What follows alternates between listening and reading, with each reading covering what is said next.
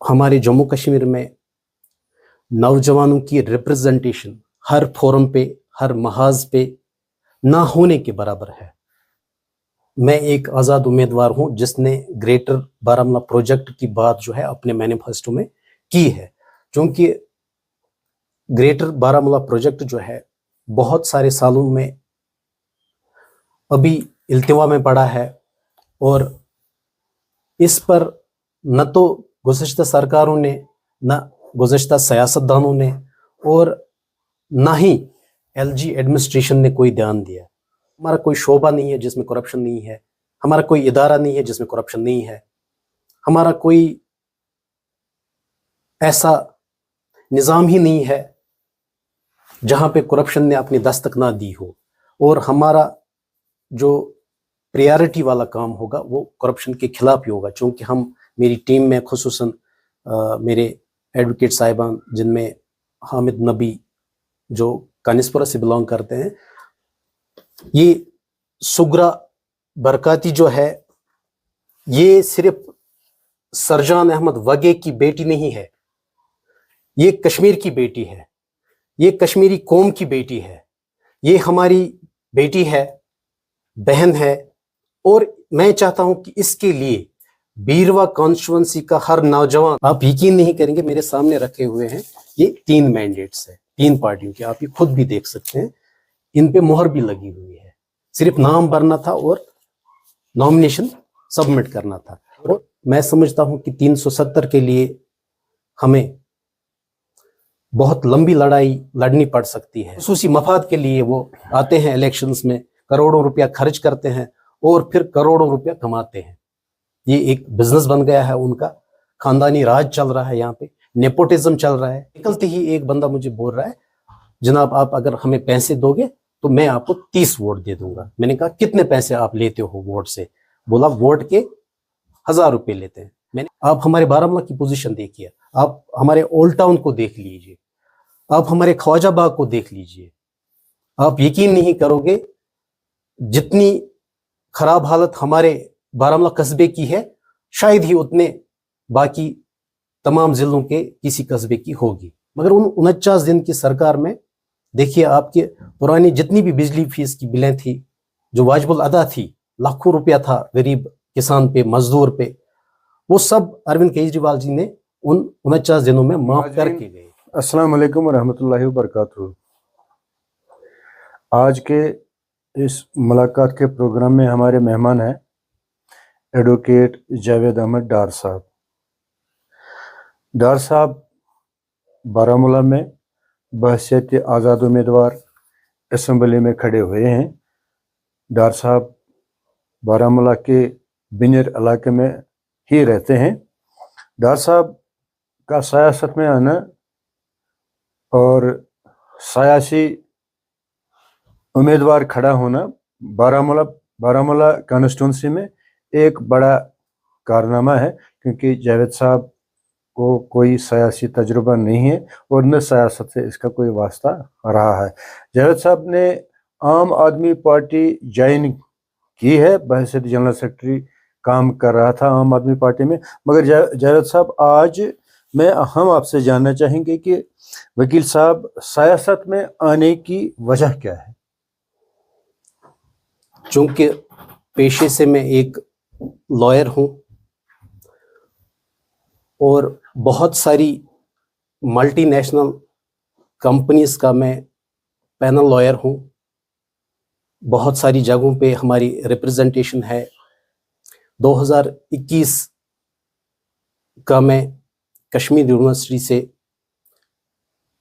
Law graduate pass out हूं और 2017 से ही आम आदमी पार्टी में रुकनियत हासिल करने के बाद एज वॉलंटियर मैंने उनके साथ ज्वाइन किया, काम किया।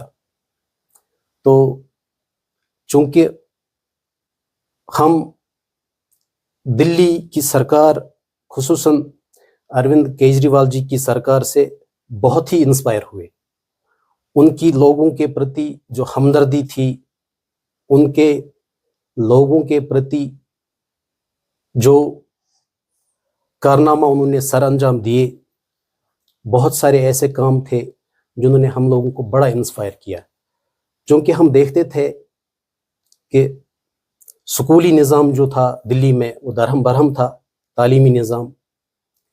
اس تعلیمی نظام کو ایک معیاری سطح پر لانے میں، اس کو بہت ہی کوالٹی لیول پہ لے جانے میں شری اروند کیجریوال جی اور منیش سسودیا جی کا بہت بڑا یوگدان تھا. اور جب ہم اپنے جموں کشمیر پہ نظر دوڑاتے ہیں تو ہمیں دور دور تک ایسا کوئی چہرہ نظر نہیں آتا ہے جس نے لوگوں کے لیے کام کیا ہو، لوگوں کی فلاح و بہبود کے لیے کام کیا ہو. ہمارا سکولی نظام آپ دیکھیے بہت ہی درہم برہم ہے. ہمارا جو تعلیم کا سسٹم ہے جس کو ہم کوالٹی ایجوکیشن بولتے ہیں، وہ اب بھی ہمارے خوابوں میں ہی ہے. حقیقت میں شاید وہ کبھی دکھے گا بھی نہیں. اگر ہم پرانے ہی سیاستدانوں کے نقش قدم پر چلیں تو مجھے نہیں لگتا ہے کہ ہم کسی منزل تک پہنچے، ہمارے بچے کسی منزل تک پہنچے. آج دیکھیے آپ کی انٹرنیشنل لیول پہ لوگ آ رہے ہیں. کیجریوال کا جو دلی ماڈل کا جو گورننس پلان تھا، بڑی اس میں پذیرائی ہو رہی ہے، نہ صرف ملکی لیول پہ بلکہ غیر ملکی لیول پہ بھی اس کو بڑا اپریشیٹ کیا جاتا ہے. تو یہ میری فرسٹ انیشل انسپائریشن تھی کہ کیوں نہ ہم بھی مل کے کشمیر کے لوگوں کا، پرٹیکولرلی جو پچھلے 30 سالوں سے ایک بہت ہی برے وقت سے، برے دور سے گزر رہے ہیں، ہمارا تعلیمی نظام، ہمارا یوتھ، ہمارا ایگریکلچر سیکٹر، ہارٹیکلچر سیکٹر، ہمارا دکاندار، ہمارا عام تاجر، ہمارا ریڈی والا، ہمارے بہت سارے لوگ جو ہے اس پریشانی میں اپنی زندگی کو بہت ہی مایوس طریقے سے دیکھتے ہیں. تو ہم نے بھی سوچا کیوں نہ ہم بھی، چونکہ ہم اپنے لیے تو کام کرتے ہی ہیں، کیوں نہ ہم سماج کے لیے کوئی کنٹریبیوشن چھوڑ کے جائیں. اور مجھے لگا کہ سب سے بہترین طریقہ جو ہے اس سوسائٹی کو، اس سماج کو کنٹریبیوشن کرنے کا، کہ کیوں نہ ہم بھی ایک دلی ماڈل کی طرح یہاں بھی کام کریں. چونکہ ہم نے پہلے ہی عرض کیا کہ ہم کیجریوال گروپ میں جوائن بھی ہو گئے، اور اللہ کا کرنا تھا کہ کچھ ہی مہینوں میں ہمیں جنرل سیکرٹری بھی بنایا گیا. تو نارتھ کشمیر کا جو کام کاج ہے اس میں بھی ہم نے بہت سرعت لائی، اور 8 اگست 2020 کو ہماری پہلی ریلی اس علاقے سے ہوئی جہاں پچھلے 30 سالوں سے سیاسی ہلچل کا کوئی نام نہیں تھا. سوپور کا ایک علاقہ ہے مہاراج پورہ. پہلی ریلی جو فٹ واک ہم نے شروع کیا کہ ہم کیجریوال گروپ جو ہے ان کا یہاں پہ اب مشن شروع ہو چکا ہے، اور ہم نے سوپور کے ایک بہت ہی پسماندہ علاقے سے وہ فٹ مارچ جو ہے شروع کیا. اور ماشاءاللہ بہت سینکڑوں لوگ اس میں جڑ گئے. بہت لوگوں نے یہ ہمیں کہا کہ آپ یہ کنٹینیو کیجئے. ہم بھی چاہتے ہیں کہ دلی کی طرح یہاں بھی کوئی حکومت آئے جو ہمارے ہسپتالوں کو اچھا بنائے، جو ہمارے تعلیمی نظام کو اچھا بنائے، جو ہمارے روزگار کے وسائل جو ہے ان پہ بات کرے، جو ہمارے جو سیاسی گہما گہمی ہے اس میں بھی ایک ماڈریٹ پن آ جائے. چونکہ ہماری سیاست تو زیادہ تر ڈسٹرب ہی رہی ہے ٹرمائل کی وجہ سے، یہاں کے حالاتوں کی وجہ سے. تو اس صورتحال میں میرا سیاست میں انٹری میں آنا، میں سمجھتا ہوں کہ بحثیت ایک عبادت میں نے سمجھی، کہ میں نے سوچا کہ چلو ہم بھی اس پہل میں جڑ جاتے ہیں. کیونکہ اگر یہاں کا دانشور، یہاں کا وکیل، یہاں کا صحافی، یہاں کے انٹلیکچوئلز، یہاں کے رہنما، ادیب، خطیب، اگر وہ نہیں جڑتے ہیں تو پھر چوروں کو تو آنا ہی ہے سامنے. میں نے سوچا کیوں نہ ہم اس ریس میں اور اس عبادت کی اس ایک راہ، ایک منزل میں ہم بھی جڑ جائیں. چونکہ ڈی لمیٹیشن کے بعد ہم نے بارہمولہ کانسٹیچوئنسی میں ہمارے بہت سارے گاؤں چلے گئے، اور میرے ساتھیوں کا بھی یہی مشورہ تھا کہ ہم اب بارہمولہ سے ہی اپنی سیاسی سرگرمیاں شروع کریں گے. اور یہی وجہ ہے کہ رفیع آباد سے یہ سارے گاؤں جو بارہ مولہ کی کانسٹیچوئنسی میں ایڈ ہو گئے تو اس میں ایک ہمارا یہ گاؤں بھی بارہ مولہ کانسٹیچوئنسی میں آ گیا. اور یہی وجہ ہے کہ ہم نے سیاست میں اپنا رول ادا کرنے کی شروعات بھی کی اور کوشش بھی کی. جاوید صاحب بالکل آپ بجا فرما رہے ہیں کہ آپ بدلاؤ لانا چاہتے ہیں، اس لیے آپ کھڑا ہوئے ہیں. یہاں کچھ بدلاؤ آئے، وہ بھی دلی کی طرز کیجریوال جیسے دلی میں آ کے انہوں نے وہاں پہ جو بدلاؤ لایا اسی طرز پر آپ بھی یہاں بدلاؤ لانا چاہتے ہیں. ٹھیک ہے، آپ عام آدمی پارٹی 1917 کو آپ نے جوائن کیا ہے. جی. پھر آپ کے کام کاج سے پارٹی خوش ہوئی تو آپ کو جنرل سیکرٹری بنایا گیا. مگر آج یہ صورتحال کیوں آ گئی کہ آپ بحیثیت آزاد امیدوار بارہ مولہ میں الیکشن کنٹیسٹ کر رہے ہیں، جبکہ آپ اگر آپ پارٹی کے جنرل سیکرٹری رہے ہیں یا پارٹی میں آپ نے والنٹیئرلی کام کیا ہے، مگر وہ دیکھ کر آپ آزاد امیدوار کھڑا ہو رہے ہیں اور آزاد امیدوار بحیثیت آزاد امیدوار یہاں پر الیکشن لڑ رہے ہیں، یہ کیا وجہ ہے؟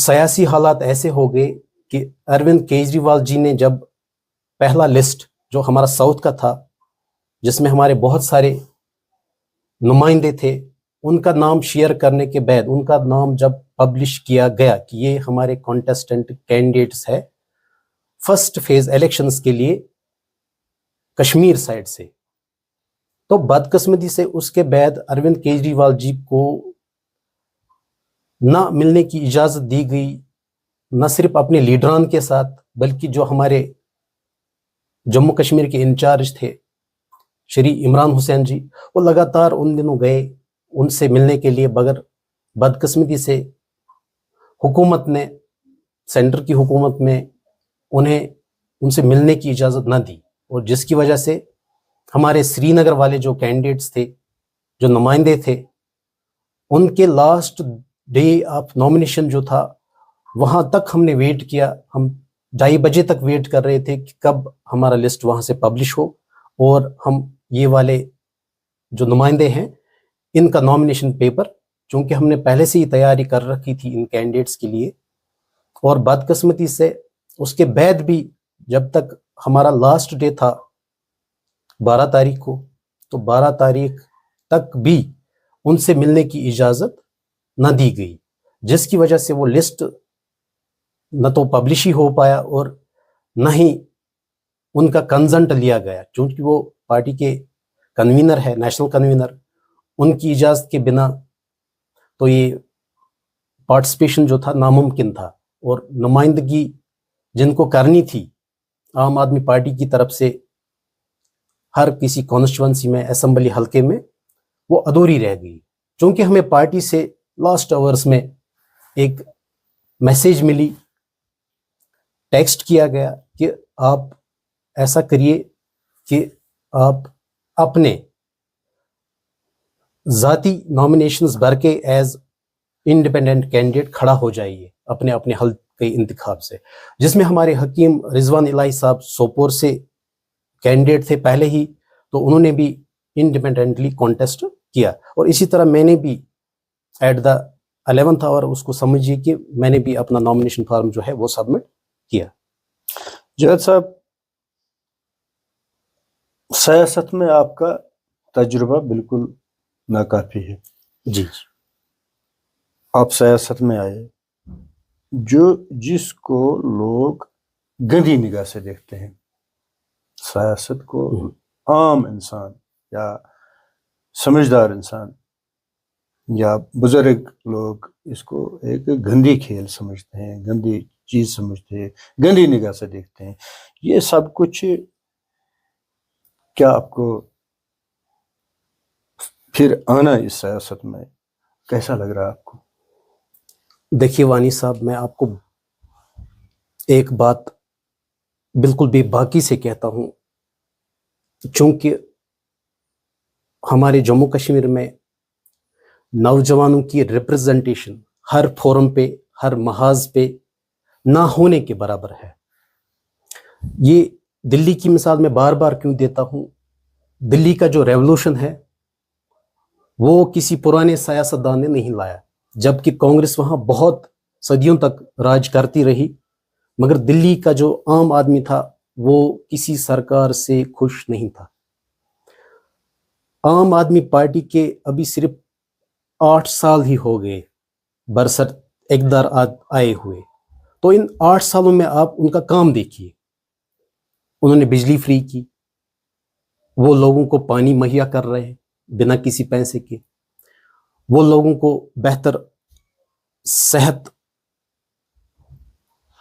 شعبہ جو ہے بہت حد تک اور بہت سالوں سے، مجھے لگتا ہے 8 سالوں سے وہ فری میں ہیلتھ سروسز لوگوں کو گھر کے بالکل دروازے کے ساتھ ہی مہیا کرتے۔ آپ محلہ کلینکس دیکھیے، آئیڈیا کیا تھا اروند کیجریوال جی کا کہ محلے میں ہی اپنے بزرگ کا علاج ہوگا، اور 280 تک کے ٹیسٹس جو ہے اس کے لیے لیب بھی وہیں پہ قائم کی، نہ صرف ایک پرائمری ہاسپٹل قائم کیا بلکہ وہاں پہ 280 طرح کے ٹیسٹس وہیں پہ ہوتے ہیں، ڈاکٹر صاحب اویلیبل ہے وہاں پہ۔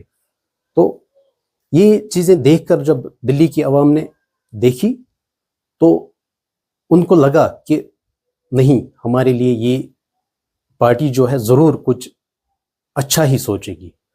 تو آپ دیکھیے اس کے بعد جو انہوں نے دوسرا انتخاب لڑا، حالانکہ جو پہلا چناؤ تھا اس میں صرف 49 دن کی ہی سرکار رہی ہے، مگر ان 49 دن کی سرکار میں دیکھیے آپ کے پرانی جتنی بھی بجلی فیس کی بلیں تھی جو واجب الادا تھی، لاکھوں روپیہ تھا غریب کسان پہ، مزدور پہ، وہ سب اروند کیجریوال جی نے ان 49 دنوں میں معاف کر کے گئے، اور اس وعدے کے ساتھ چلے گئے سرکار برخاست کر کے کہ اگر مجھے آپ مینڈیٹ دیتے ہو تو میں آپ کی بجلی کی بل جو ہے وہ 0 لا کے رکھوں گا، اور وہ اس وعدے پہ قائم رکھیے۔ اور اب ہماری سیاست پہ نظر دوڑائیے، ہماری سیاست دیکھیے، 40 سال جنہوں نے حکومت کی، ہمارا پانی بھی اپنا، بجلی بھی اپنی، ہمارے سورسز دیکھیے آپ کتنے ہیں، مگر کیا ایک کشمیری کو ان سورسز سے کوئی فائدہ ہے؟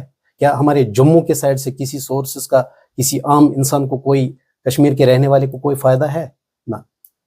یہاں کی بلیں آپ دیکھیے 2-2 ہزار روپے ایک اس غریب کے لیے آتی ہیں جو صرف، آپ ہماری بے کسی دیکھیے، سال کے 12 مہینے میں 9 مہینے یہاں لوگ سردیوں کی وجہ سے، موسمی خرابی کی وجہ سے گھروں میں نظر بند ہوتے ہیں، صرف 3 مہینے کے اس روزگار میں ان کو پورا سال مینٹین کرنا ہے، جبکہ دلی میں 12 مہینے کام ہوتا ہے۔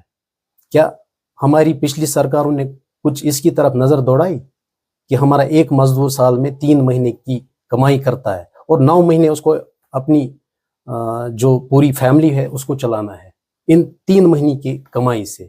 تو ان سب کو سوچے بغیر ہمارا بہت سارا وقت ضائع ہو گیا، اور میری آپ کی چینل کے وسعت سے میرے سارے لوگوں سے، خصوصاً میرا پیغام یہاں کے یوتھ سے، یہاں کے نوجوان سے ہے کہ آئیے مل کر اس کشمیر کو ایک سنہرے باب کی طرف لے جائیں، ایک ایسے راستے کی طرف لے جائیں جہاں سے ہمارا غریب پریشان نہ ہو، ہمارا مزدور پریشان نہ ہو، ہمارا ریڈی والا پریشان نہ ہو، ہمارا تاجر پریشان نہ ہو، ہمارے باغ والا پریشان نہ ہو، ہمارا اسٹوڈنٹ پریشان نہ ہو۔ اور خاص کر میں اپنے حلقہ انتخاب بارہمولہ کی بات کروں گا۔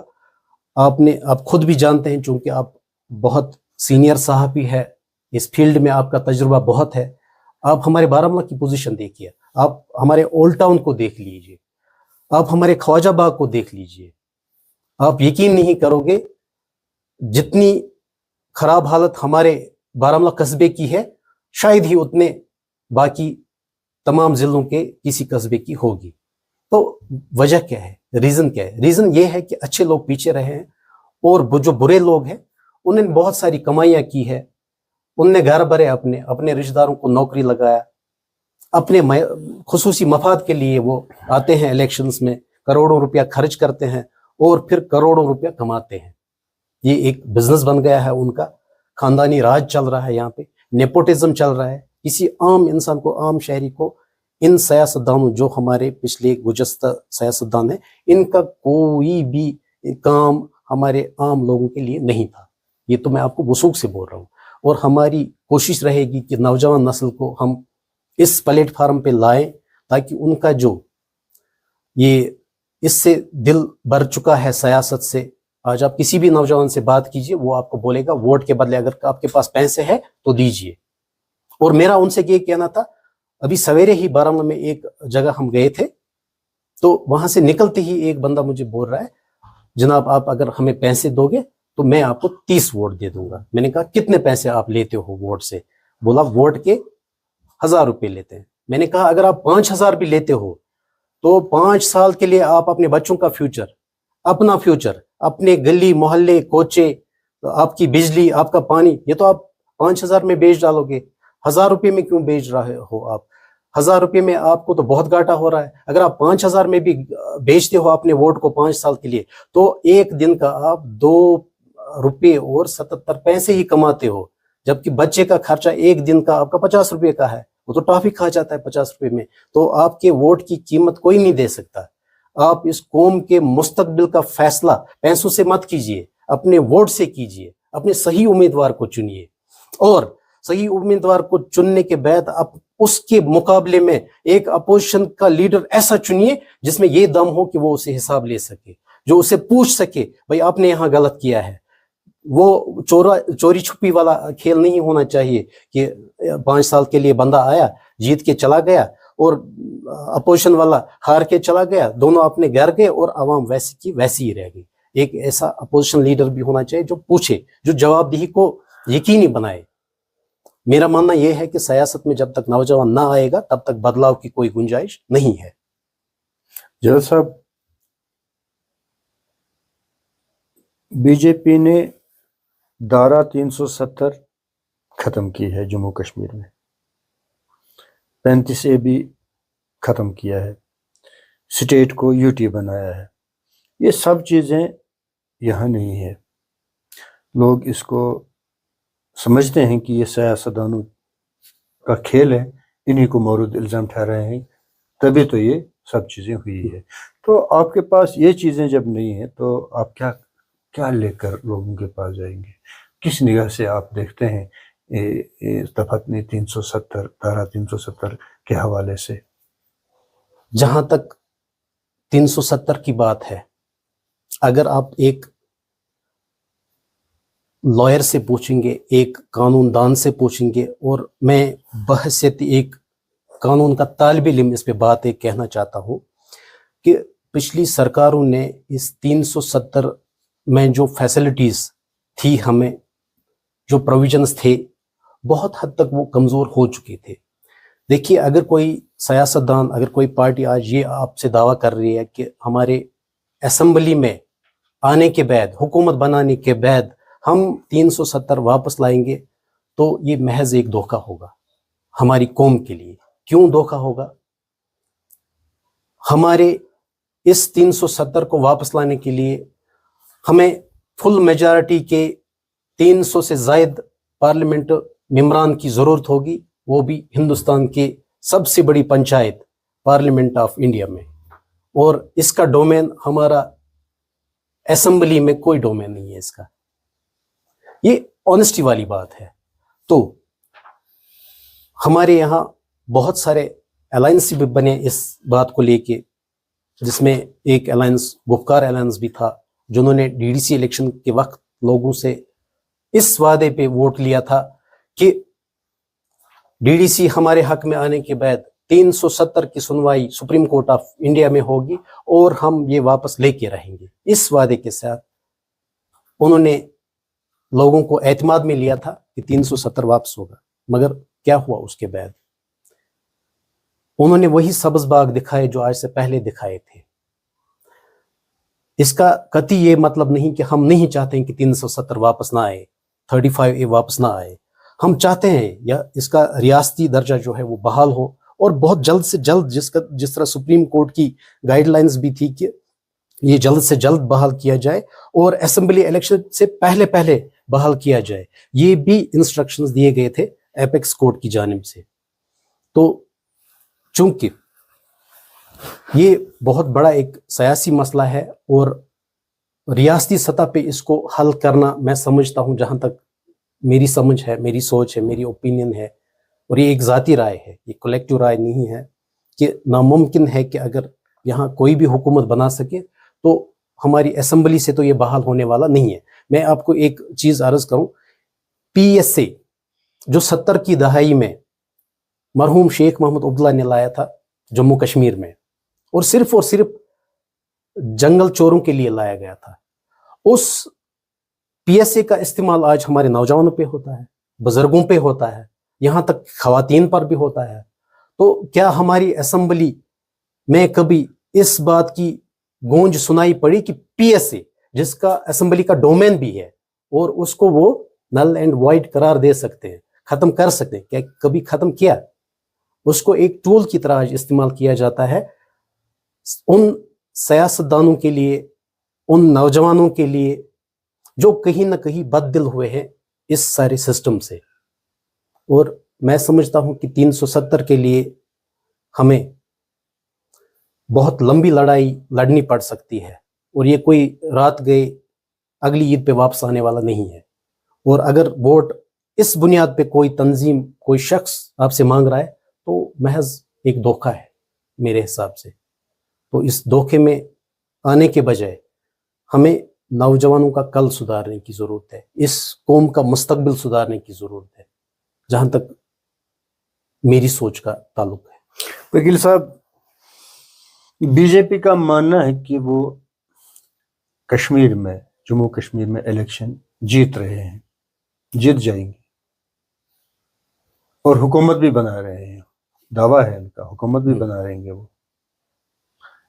مگر اگر یہ گراؤنڈ سچویشن دیکھی جائے کہ ان کا کوئی کینڈیڈیٹ بظاہر تو ہے نہیں میدان میں، مگر یہ حکومت کیسے بنائیں گے، یہ الیکشن کیسے جیت جائیں گے؟ اور ان کا یہ بھی دعویٰ ہے کہ وہ اسٹیٹ بھی جموں کشمیر کو واپس دے رہے ہیں۔ اگر وہ یہ کہہ رہے ہیں اسٹیٹ کو واپس دے رہے ہیں اور الیکشن بھی جیت جائیں گے، گورنمنٹ بھی بنائیں گے، تو آپ اس کو کس نظر سے دیکھتے ہیں جاوید صاحب؟ گراؤنڈ میں بی جے پی کا کوئی کینڈیڈیٹ نہیں ہے،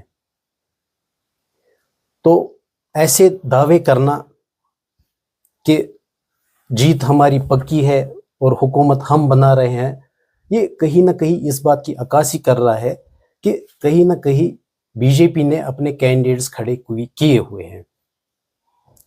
تو میں سمجھتا ہوں کہ اس بار کا الیکشن جو ہے 370 کے ایبروگیشن کے بعد یہ پہلا الیکشن ہے، اور 8 سال کی ایک لمبی گیپ کے بعد ہے۔ تو ایک عام آدمی کو بہت سوچ وچار کر کے، بہت سمجھداری سے اپنا نمائندہ چننا ہوگا اس بار، کیونکہ بہت سارے لوگ ہیں جو بی جے پی کی سرپرستی میں آزادانہ طور اس انتخاب میں حصہ لے رہے ہیں، جس کا عوام کو کوئی پتہ نہیں ہے۔ عوام تو ایک رائے لے کے چل رہی ہے، یہ فلانی صاحب ہے، مگر اس صاحب کے پیچھے بھی چونکہ بظاہر بی جے پی کا نہ آنا اس بات کا کلیئر انڈیکیشن ہے کہ کہیں نہ کہیں ایک حلقے اسمبلی میں 4 5 نمائندے تو بی جے پی کے ہوں گے ہی ہوں گے۔ کیونکہ میں یہ کہنا تو نہیں چاہتا تھا، مگر آپ یقین نہیں کریں گے کہ میرے پاس بھی مینڈیٹ پہنچے، اور ایک نہیں، میں نام تو نہیں لینا چاہوں گا پارٹی کا، اور بول رہے تھے کہ آپ الوداع کیجیے آپ عام آدمی پارٹی کو، ہمارے دروازے کھلے ہیں، آپ بولیے کیا کرنا ہے۔ آپ یقین نہیں کریں گے، میرے سامنے رکھے ہوئے ہیں یہ 3 مینڈیٹس ہیں 3 پارٹیوں کے، آپ یہ خود بھی دیکھ سکتے ہیں، ان پہ مہر بھی لگی ہوئی ہے، صرف نام بھرنا تھا اور نامنیشن سبمٹ کرنا تھا۔ اور یہ چیزیں لوگوں کو بڑی باریک بینی سے دیکھنی ہوں گی، کیونکہ عوام دھوکہ کھا چکی ہے، اور اس باری پوری کوشش رہے گی بھاجپا کی کہ ان 5-5 4-4 امیدوار جو ہر جگہ میدان میں ہیں ان میں سے کوئی جیت کے آ جائے اور وہ پبلک کے اس سپورٹ کا مینڈیٹ کا سودا کر کے جائیں گے بی جے پی کے ساتھ. اس لیے اس باری بہت ہوش مندی کے ساتھ عقل مندی کے ساتھ نہ صرف آپ کو اپنا اسمبلی نمائندہ چننا ہے بلکہ ایک اپوزیشن لیڈر بھی چننا ہے جو اس کے پیچھے رہے. بھائی یہ کیا کر رہا ہے, اس کی ساٹھ گاٹھ تو کسی کے ساتھ نہیں ہے, یہ کوئی غلط حرکت تو نہیں کر رہا ہے, یہ پھر سے اس قوم کو ان کے اندھیروں کو اور زیادہ لمبا تو نہیں کر رہا ہے, تو یہ ظلم و زیادتی کی اسیریں لمبی تو نہیں کھینچ رہا ہے, یہ ہماری تکلیف کی راتیں اور لمبی تو نہیں کرنے جا رہا ہے. اس کے لیے ایک عام آدمی کو, ہمارے نوجوان کو اسپیشلی اس میں سوچنا پڑے گا اور بہت سوچی سمجھی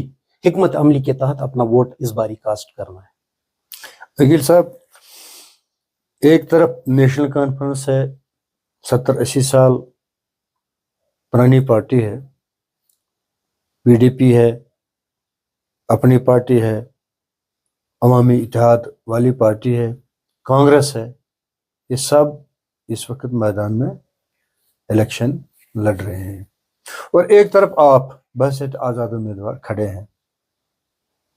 نیشنل کانفرنس کا ماننا یہ ہے کہ بی جے پی نے سازش کر کے اتنے سارے امیدوار میدان میں اتارے ہیں نیشنل کانفرنس کو ہرانے کے لیے تاکہ ان کی حکومت نہ آ جائے یہاں. آپ بحثیت آزاد امیدوار الیکشن لڑ رہے ہیں, آپ کس نگاہ سے اس کو دیکھتے ہیں؟ یہ واقعی حقیقت ہے؟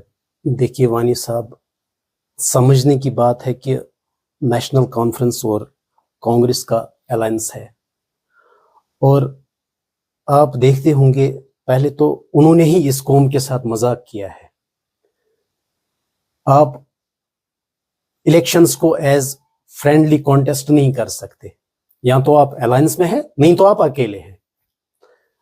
الائنس میں ہے تو آپ کو اپنا منشور لوگوں کے سامنے واضح کرنا ہوگا, آپ کو اپنی پالیسی واضح کرنی ہوگی.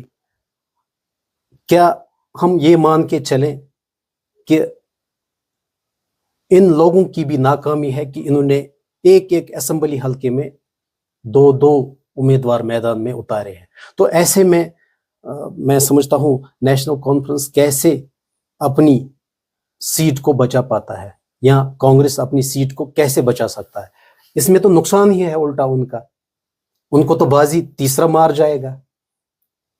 تو کیسے ہم اس بات کو یقینی مان لیں کہ یہ بھی اس قوم کو کہیں نہ کہیں دھوکہ ہی دے رہے ہیں, چونکہ 2 کینڈیڈیٹس, آپ سوپور کی بات کیجئے, حلقہ انتخاب سوپور, 2 کینڈیڈیٹس ہے, فرینڈلی کانٹیسٹنٹ ہے.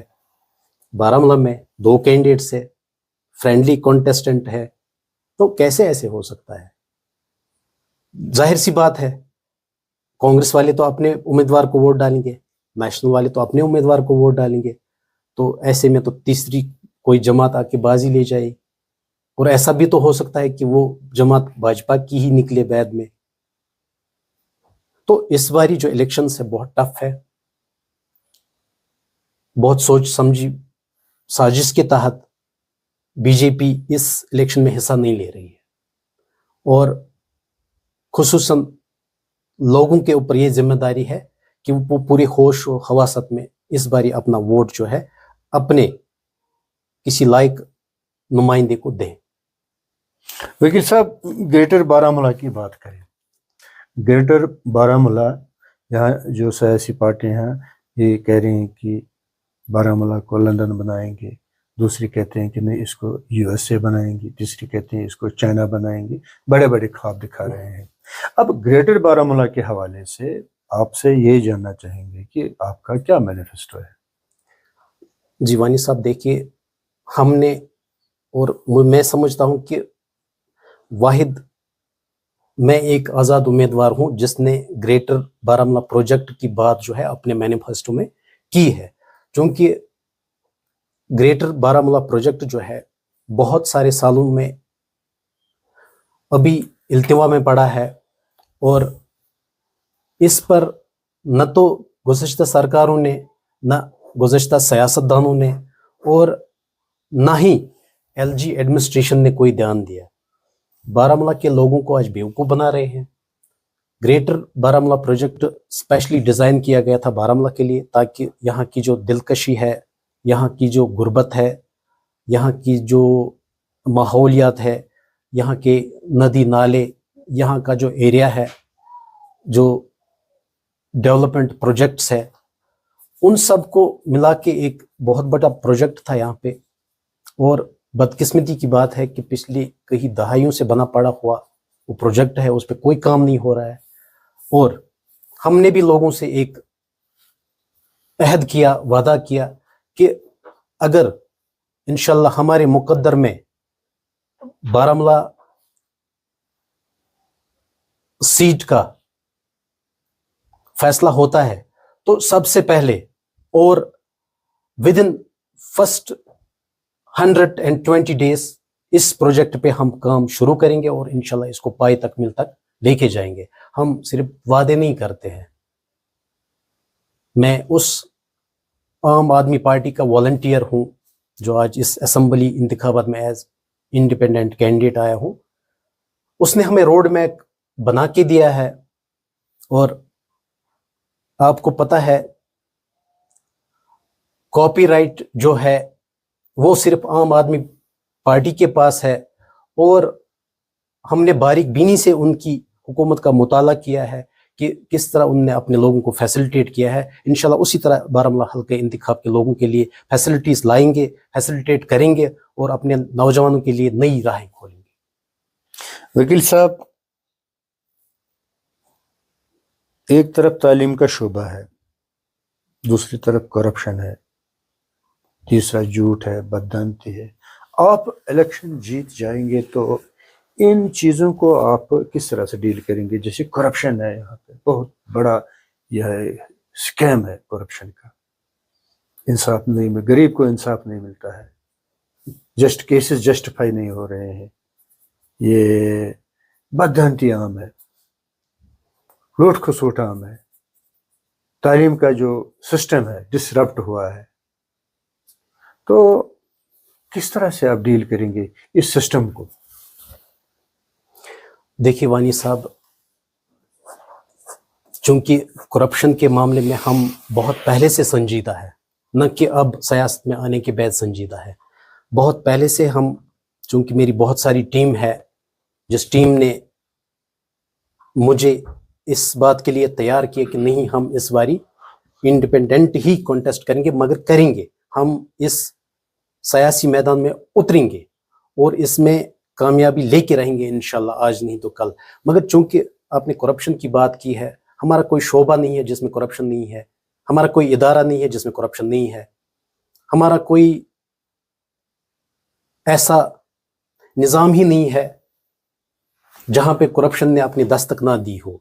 और हमारा जो प्रायोरिटी वाला काम होगा वो करप्शन के खिलाफ ही होगा। चूँकि हम, मेरी टीम में खुसूसन मेरे एडवोकेट साहिबान, जिनमें हामिद नबी जो कानिस्पुरा से बिलोंग करते हैं, हम ऑलरेडी सोशल एक्टिविस्ट्स है और आरटीआई के ज़रिए हम मुख्तलिफ इदारों की तहकीक में लगते हैं कि आया अगर पैसा सेंटर से आ गया या स्टेट गवर्नमेंट, क्या वो इस काम पे पूरा खर्च हुआ है, क्या उसमें कहीं धांधली तो नहीं हुई है। इस पर मैं समझता हूं कि हम पहले से ही लगे हुए हैं और इंशाल्लाह इस काम को पाए तकमील तक और बड़ी ईमानदारी के साथ अंजाम देंगे। हर डिपार्टमेंट से पूछा जाएगा। ट्रांसपेरेंसी के मामले में हमने जीरो टॉलरेंस दिल्ली में भी इख्तियार किया है, पंजाब में भी इख्तियार किया है और इंशाल्लाह कश्मीर में जब भी हमारा दौर आएगा आप देखेंगे कि करप्शन पे जीरो टॉलरेंस होगा, करप्शन पे कोई कंप्रोमाइज नहीं होगा, किसी सूरत में नहीं होगा। और इंशाल्लाह करप्शन ही सब चीज़ों की जड़ है। करप्शन ख़त्म तो आप समझिए स्टेट जो हमारा यूटी है, जम्मू कश्मीर, ये तरक्की की राह पे गामजन होगा इंशाल्लाह। और मैंने अपने मैनिफेस्टो में भी ये चीज़ का निशानदेही की है, बावर कराया है लोगों के कि करप्शन के खिलाफ हमारी जो मुहिम है वो इंशाल्लाह जारी रहेगी, उसमें कोई कमी हम आने नहीं देंगे, किसी भी सूरत में नहीं और किसी भी फील्ड में भी नहीं और किसी भी इदारे में भी। इस बात की हम अक्कासी करते हैं कि करप्शन के खिलाफ हमारी ये जंग जारी रहेगी। वकील साहब, इंजीनियर रशीद عوامی اتحاد پارٹی کے سربراہ ہیں جی اور عام آدمی پارٹی کے سینئر کارکنان ان کے سپورٹ میں ان کے سپورٹ میں کام کیا ہے. جی جی آپ جیسے پچھلے یہ جیسے پارلیمانی میں الیکشن نام بتانا نہیں چاہتا ہوں. پارلیمنٹ الیکشن میں جی بڑا اہم رول انہوں نے کیا ہے انجینئر رشید کو جتانے کے لیے. جی جی میں سغرا برکاتی آئی جی جی انہوں نے انجینئر رشید سے اپیل کیا کہ ان کو منڈیٹ دیا جائے یا جہاں وہ کھڑے ہیں وہاں اپنے امیدوار کھڑا نہ کریں. تو اس کو ٹھکرایا انہوں نے. اگر ایک طرف سے عام آدمی پارٹی کا یہ واضح اشارہ ہے کہ ریاست میں صاف ستھری ایڈمنسٹریشن لائی جائے گی اور ایک تبدیلی لائیں گے, یہاں پہ بدلاؤ سا لائیں گے, یہاں پہ اس سسٹم کو سارا ختم کریں گے. دوسرا یہ ہے کہ جو آپ کے کارکنان ہیں وہ انجینئر رشید کو سپورٹ کیے ہیں پارلیمنٹ الیکشن میں. تیسرا یہ ہے کہ سغرا برکاتی کو ٹھکرا دیا ہے. تو کس نظر سے آپ دیکھتے ہیں اسے؟ دیکھیے وانی صاحب, چونکہ پچھلے پارلیمانی الیکشن میں ہمیں دلی سے کوئی ہدایت نہیں تھی. ہمارے سارے جو کارکنان تھے, جو والنٹیئرز تھے, ان پہ کوئی انسٹرکشنز نہیں تھی, ان کو کوئی انسٹرکشنز نہیں دی گئی تھی پارٹی کی جانب سے. بالکل ایک منصفانہ اور آزادانہ طریقے سے پارٹی کا یہ انڈیکیشن تھا کہ آپ کو اپنی مرضی ہے کہ آپ کس نمائندے کو سپورٹ کریں گے. ہم اس میں زیادہ آپ کو نہ تو کوئی آرڈر ہی دیتے ہیں اور نہ ہم یہاں سے آپ کو بولتے ہیں کہ کس امیدوار کو آپ چن کے لائیں. یہ تو اس میں بالکل اپنی مرضی تھی.